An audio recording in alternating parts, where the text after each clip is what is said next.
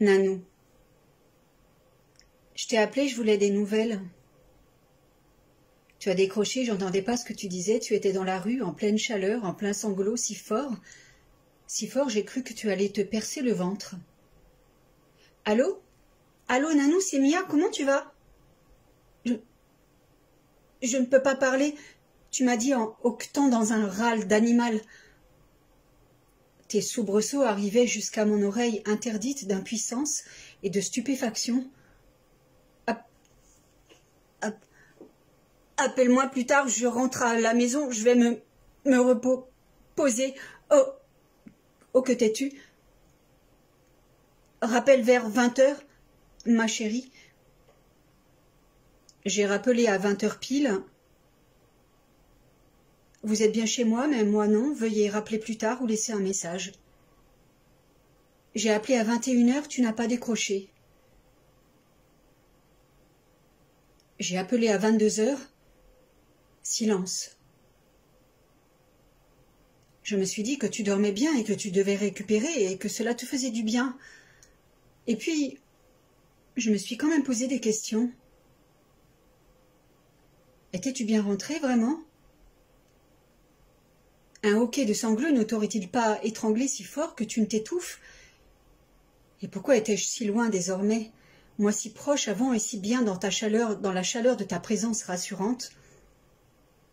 Pourquoi avais-je dû m'éloigner de toi? Fallait-il que j'étudie encore et encore? J'ai sonné dans le vide à 23h. Elle dort si bien, je ne vais pas la réveiller. J'ai pensé.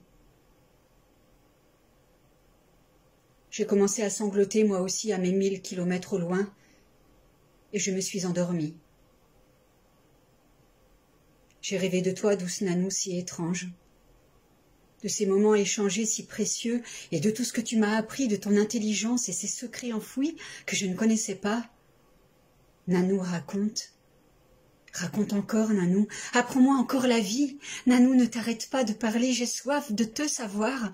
Je te vois peiner de douleur, Nanou. Je voulais ton sourire lumineux et ton intelligence, Nanou.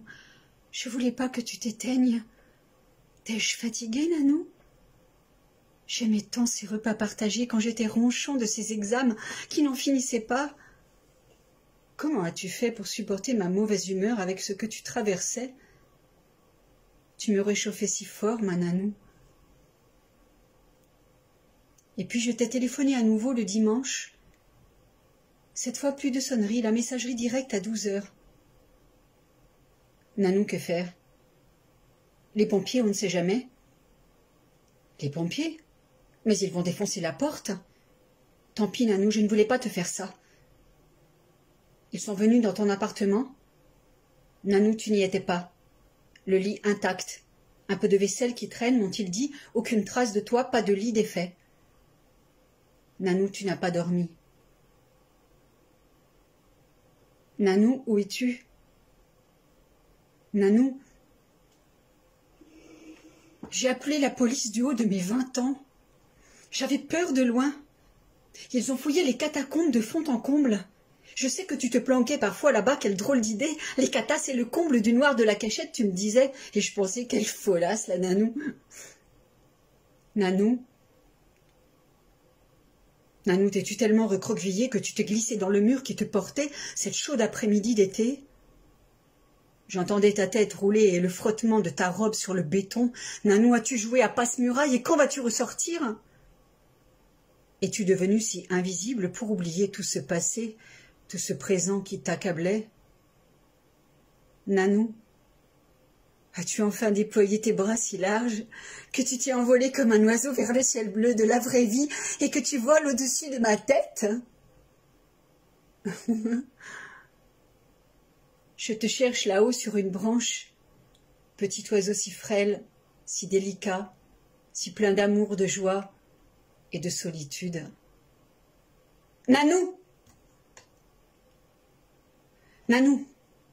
Es-tu planquée aux Seychelles comme tu en rêvais tant avec un homme qui te chérit et te caresse et dans les bras de qui tu te blottis? Nanou, allez, dis-le que tu baises à couilles rabattues. Ne dis pas que je dis des gros mots, c'est toi qui m'as appris cette expression. Nanou, réponds, bordel de merde!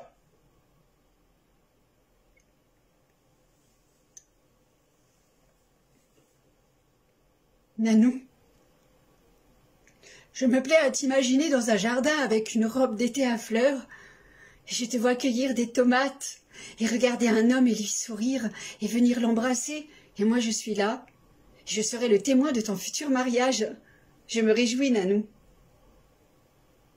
Nanou, où te planques-tu?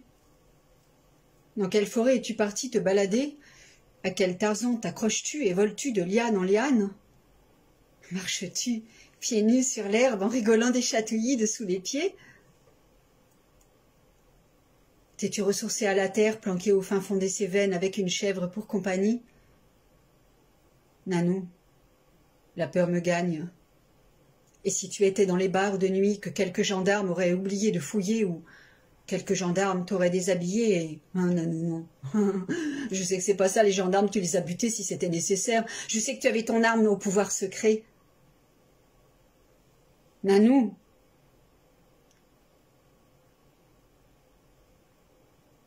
c'est moi qui hurle à présent et qui me roule par terre de ta disparition.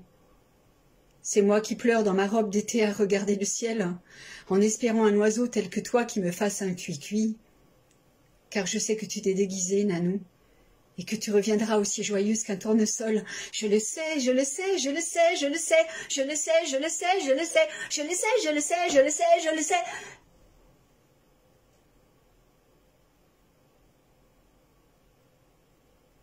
6 ans sans toi, Nanou? C'est long.